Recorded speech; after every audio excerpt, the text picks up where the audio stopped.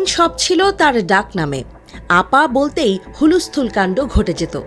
আপার হাসি, আপার কথা, আপার আশা, আপার যাওয়া সবই ছিল hotcake, talk of the country. কেউ যেতেন আপার আশীর্বাদ নিতে, কেউ চাইতেন সুনজর। একবার আপার নেক নজরে পড়লে তার আর কোনোদিন আলাদিনের জাদুর চেরাগের দরকার পড়েনি। ফুলে ফেপে তিনি কলা গাছ নয়, বট গাছ হয়েছেন।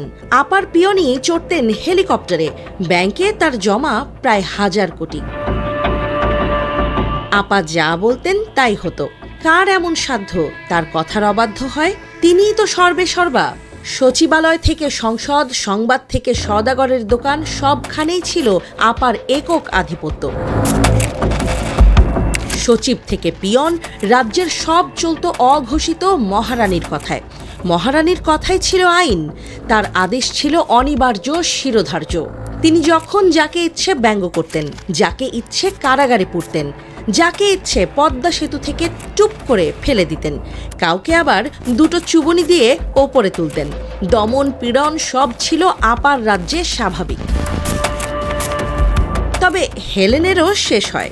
মহারানী ভিক্টোরিয়াকেও কোনো এক অনিবার্য কারণে ছাড়তে হয় মসনদ। ফেরাউন থেকে রাশিয়ান জার, ইতালির ফ্যাসিস্ট মুসোলিনি থেকে জার্মানির নাৎসি হিটলার, সবাই গেছেন। যেতে হয়েছে অনিবার্য কারণেই। এই মহারানীকেও পালাতে হয়েছে, ত্রাস কায়েম করতে গিয়ে হয়েছে ত্রাহিদশা। তাই তো তাকেই আজ অনায়াসে বলা গুড বাই আপা। আপা বলতে কাকে বোঝায়, আচরণের মানচিত্রে তিনি কেমন, সেই আলাপ আর নতুন করে তুলতে হয় না। আপা শব্দটা বললেই সবার সামনে ভেসে ওঠে তার কাজের ছাপচিত্র।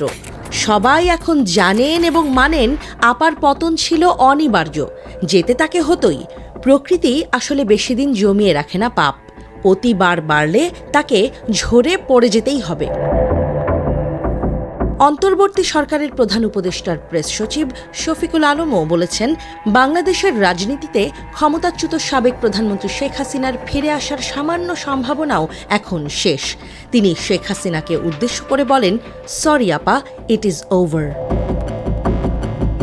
শফিকুল আলম তিনি বলেছেন, অবশেষে জাতিসংঘের তদন্ত প্রতিবেদন প্রকাশিত হয়েছে, যা শেখ হাসিনার নেতৃত্বের ওপর চূড়ান্ত আঘাত হেনেছে। তার রাজনীতিতে ফেরার সামান্য সম্ভাবনাও এখন শেষ।